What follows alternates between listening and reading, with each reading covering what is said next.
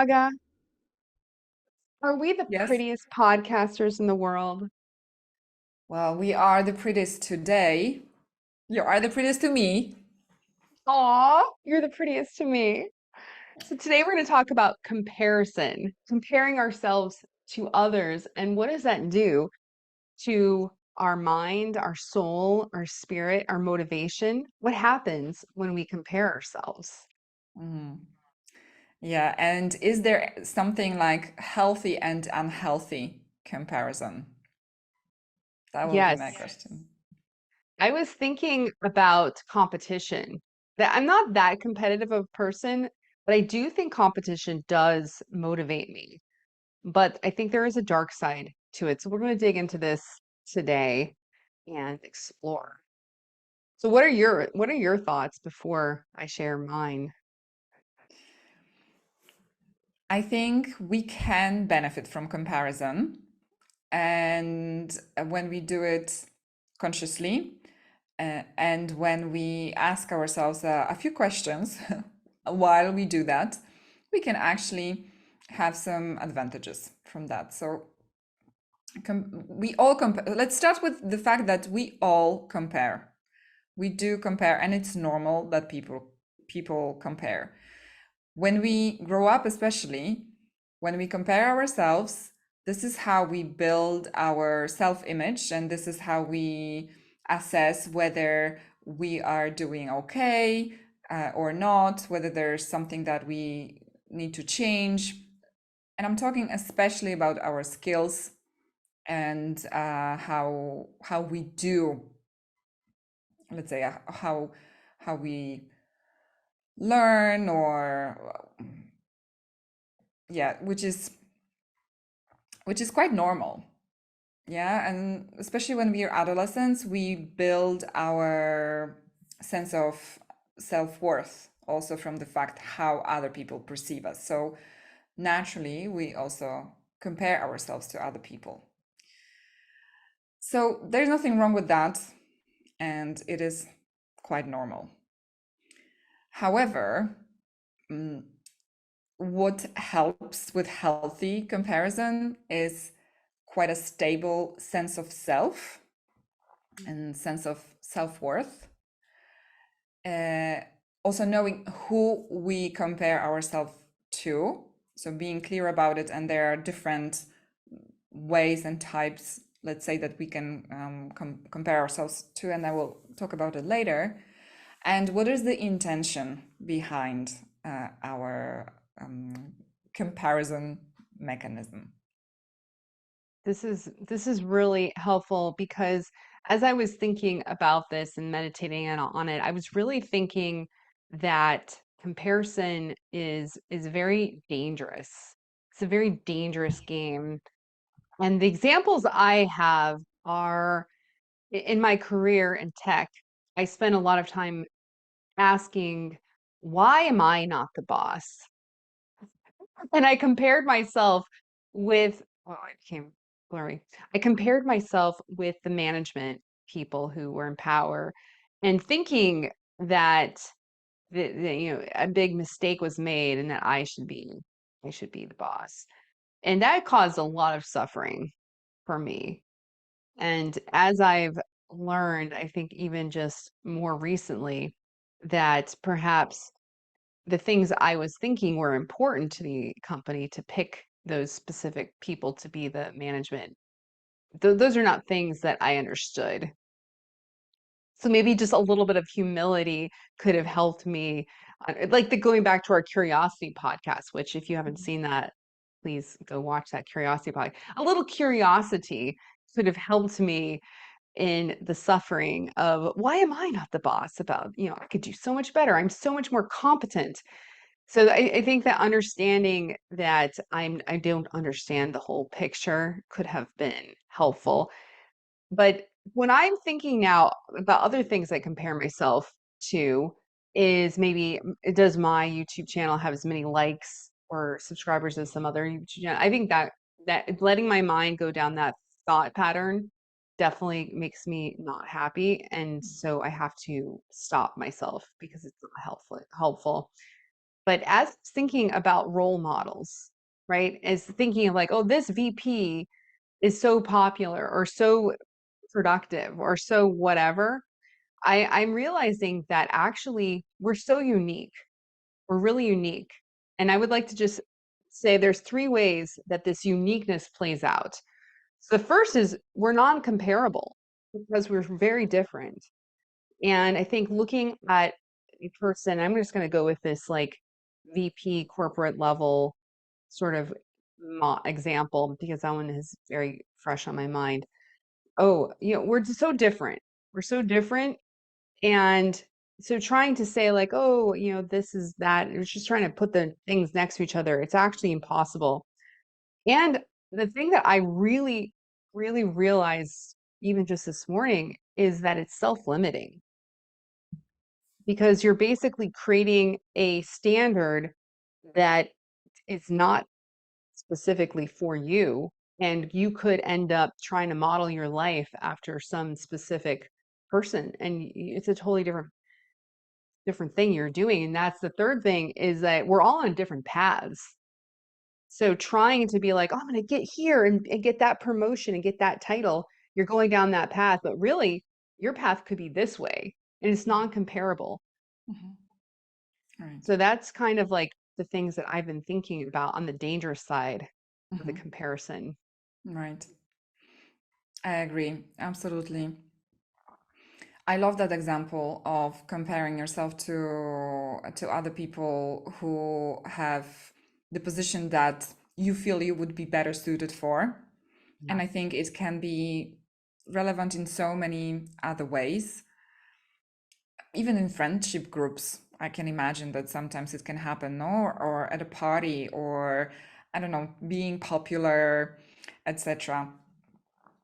What I think would be also interesting in that case is to dig a little bit deeper and see what it is that you value in that status or in that position, right? Because we compare ourselves either with somebody who we perceive as higher than us, which we call an upward comparison, or we compare ourselves with somebody who's, let's say, lesser than us in some area, which would be the downward comparison, or horizontal, which, let's say, with our peers, no, or in certain area with people who we perceive as very similar. So when we compare ourselves with somebody who is better or has more or whatever,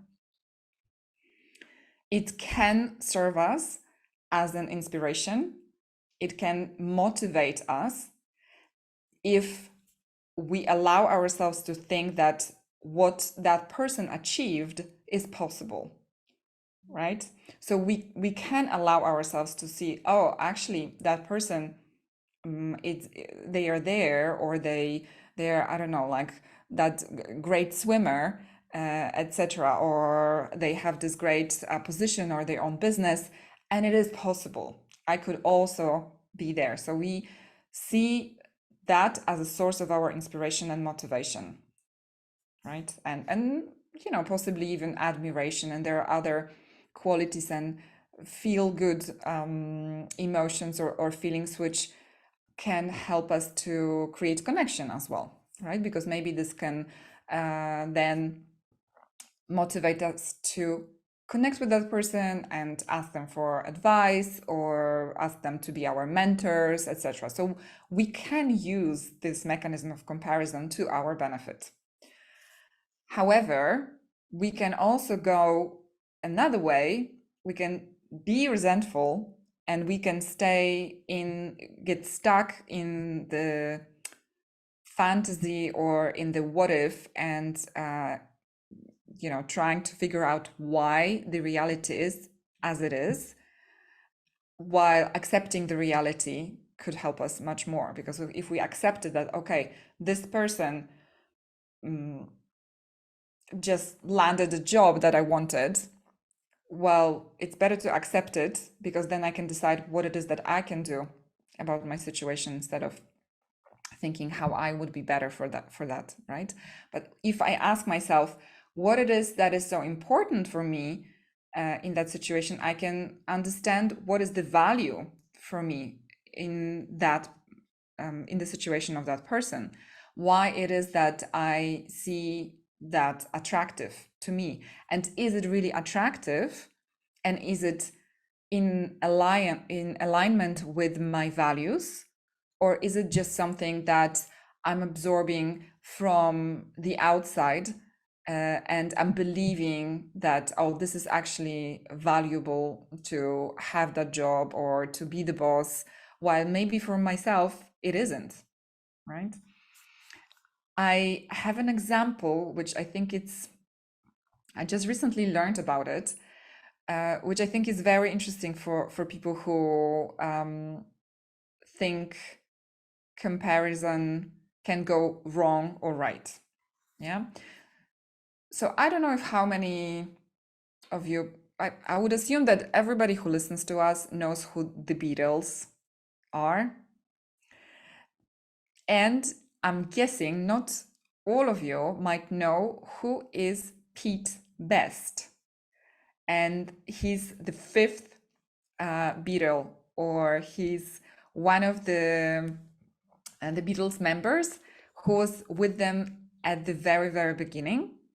And he was kicked out from the group. He was a drummer before Ringo Starr became a drummer of the Beatles. So imagine Pete Best's life after they decided to part ways with him. It was before they became very famous. At that time, they were quite well known in Liverpool, where they were from, but they weren't even famous nationwide, and not even, worldwide. So before they recorded their first album, they decided to change the drummer. And well, Pete Best had to part ways. It wasn't his choice, and he had to make his life matter. Well, he didn't have to, but it was up to him whether he makes his life matter after that, knowing that he could have been part of the one of the greatest music groups in the world. And if his life is going to be, well, either memorable or just full of sense for himself, right? So if he decided to compare his life and himself to his peers and his friends, well, or ex-friends in the Beatles group, I would say that could be a very miserable life. But from what I know, even though it wasn't easy for him, he did create a life he loved. He reevaluated what it was that was important for him, and he decided that it's not the musical career. After many years, he started to perform again, and he is a musician. Not at that level of as the Beatles, as in popularity, but he did it for himself. Like all the other choices, he could, after a certain period of accepting the situation, he did choices that were important for him. He realized that family life was important for him, etc. And it made him a happy man. It made him a happy and not a bitter person. So that example is to serve us that it's important who we compare ourselves to, but it's also important that we compare ourselves, or we are clear about the values of that are important for us in our life, and we don't just absorb things from the outside without really reflecting on it and digesting it well. That's an amazing story, dog. I never heard about that before. That's really, really fascinating. And I remember someone, and I'm sorry, I don't remember who to attribute this to, was like, if you look at somebody and say, "Oh, I want that life," or I don't know why I don't have that life, you have to think about all the things that they've paid for that, right? all, and you, when you said he valued family life, I was just thinking about what I know about the other Beatles and their family life. It's extremely dramatic and stressful, and us were there, right? So I think that's really critical. Like, think about what you value and realize there's a lot of things behind the scenes. Like, they've had to sacrifice a lot of things that maybe you don't necessarily want to sacrifice. Like, you want to enjoy sleeping enough and eating properly and, right, whatever it is that you value, those other people maybe have totally different values. So Mhm, there's always trade-offs. That mhm, it's extremely important to bring. And I was just thinking about Instagram and even just magazines, fashion magazines, which maybe are not as popular anymore, but like these models, just thinking about something silly like beauty, right? These fashion models, they look so gorgeous and their facial features are all so perfect and they don't have any blemishes. So Daga, you were just telling me about a picture that you saw back end of mhm. the can you share that? Right. Yes. Thanks for reminding me that that's a great example. And beauty, how, well, we can say it's silly, yes, and we know how much it rules our life. So it's really important to touch on it and how comparing ourselves to our people's appearances can be really detrimental to our mental health even. The photo that I told you about, it's a photo of an artist that I can't remember the name now, but I will look it up and I will put it in the show notes. I saw it on an exhibition that was organized by the British Museum from London and La Caixa from Mallorca in Spain, just a foundation for art. And it was about a human image. And on that photo, what we see is a model that we know she's a model from the um, title from of the photo, and we only can see her back and her legs, her arm, and the back of her head. And we know that she's a lingerie, she's an underwear model. She's wearing a bra that must be looking perfect on her body from the front, but the side that we see is all clipped up. So in order for her to look beautifully and perfect in the front, so where we actually see it on the advertisement, in the back it's all clipped up and it's not really true, right? What we see in the front, and it has to be altered and fashioned. Then we see her beautifully manicured hands and her red nails, and her feet are dirty. And this is also something that is not shown on the picture, right?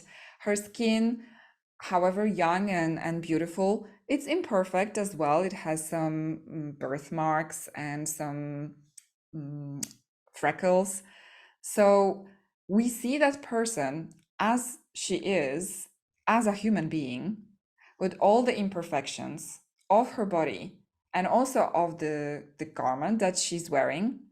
But we know that what ends up in the commercial or in the advertisement is not that real mm, image of a human being. It's going to be an altered and retouched image of an unattainable beauty, as we know. So, this is also something to have in mind when we look at beautiful photographs of fashion models or the Instagram influencers, etc. We really don't know what happened just before, what will happen just after, what is the truth about the life of that person, and what happens behind the scene and just, in the back of the body that we see facing us. I think this is so important to remember because I feel like nowadays, especially young people, they're getting all their ideas about what we're supposed to look like and be from these unattainable images that are being shown to us on the various technology devices. And this is leading to all kinds of body dysmorphia and suffering and sadness and depression and maybe even suicide. But the truth is, I mean, I've been in tech for a long time. The technology is getting better and better to create filters and touch ups. And I think as we approach the age of AI and 3D, VR, all these things are going to become even more changed to the point where the reality of humans looking at each other in normal, regular space, non-altered, it's going to be very annoying. Like, oh my gosh, you have a, what is that? Is that a hair going from there? Like, why didn't you fix that? Whereas you think about the ancient civilizations that just had to deal with all the things that we don't have to deal with it when we're looking through filters. So it's really, really important. This is not reality. And I'm hoping like the no filter, I think the hashtag no filter, maybe we can embrace that a little bit more. So it's Mm. important. I agree.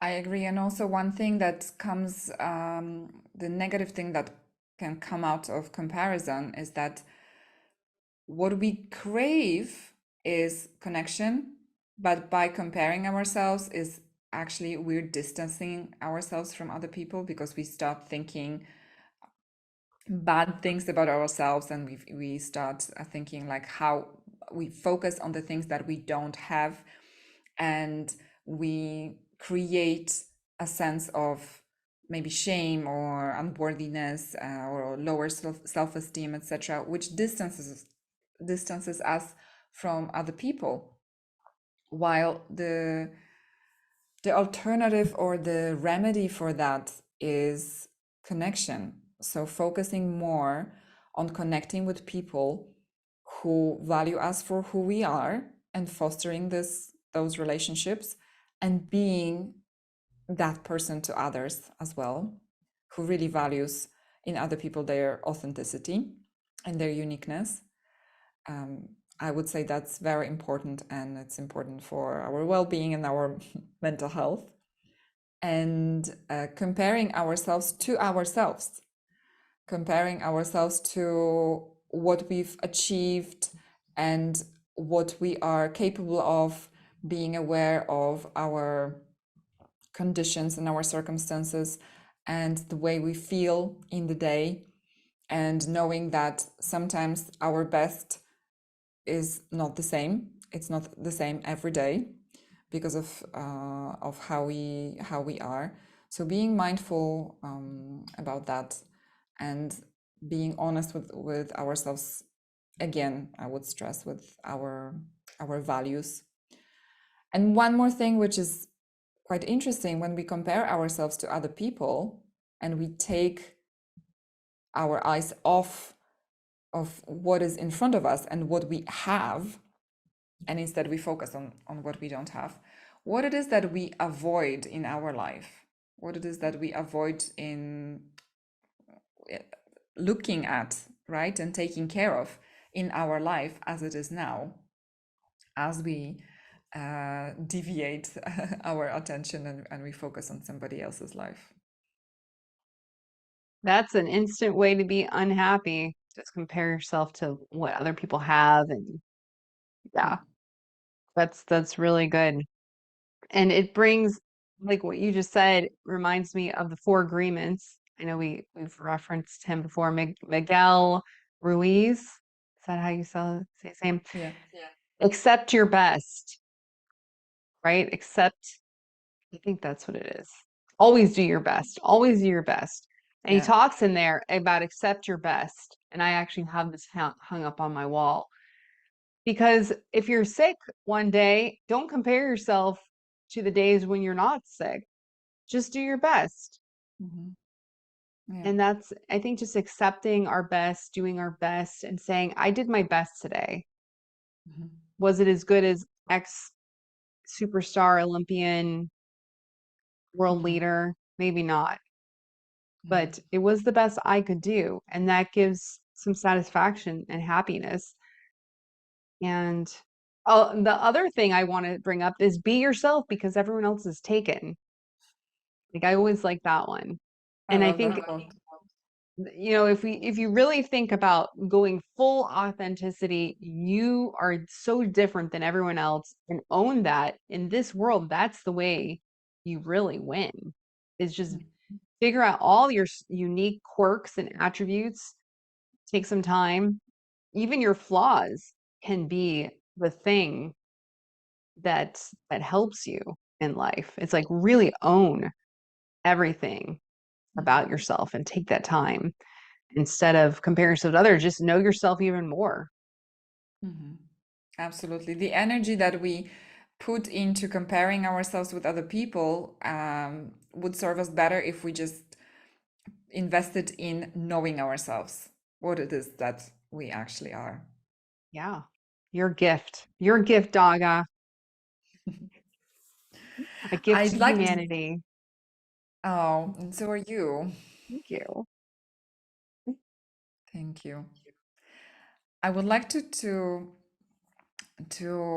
wrap up what I wanted to share about comparison. I wanted to quote um, a fragment from a poem. Uh, the poem is called Desiderata. Desiderata. I'm not sure if I'm pronouncing it well, by an American poet, Max Ehrmann. I don't know if you heard of him. Okay, I really recommend anybody who is struggling with their purpose in life and the commandments how to live to be familiar with that poem. I find it really relevant, really beautiful, really inspirational. And Max Ehrmann says in that poem, if you compare yourself with others, you may become vain or bitter, for always there will be greater and lesser persons than yourself. So that is true. That is true. There will always be somebody better, and there will always somebody lesser than us. So let's just focus on how we are. Be yourself. Be your unique, authentic self. You'll always win. All right, Daga, thank you so much. This was really fun. If you enjoyed this, like, subscribe, add a comment, share with a friend, and we'll see you next time. Bye. Bye.